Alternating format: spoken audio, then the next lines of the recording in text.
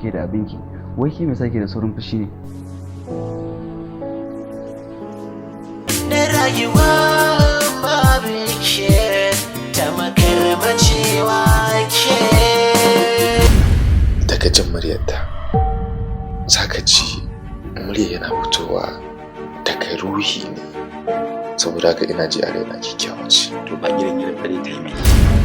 A matsayina na matar aure a gidan nan, amma In na rinsa idona ko na buɗe idona, ke nake daɗa hange ko ina san ki ya kewaya. Ki min alfarma ki ce kin ban dama in tura iyayena mi auren soyayya.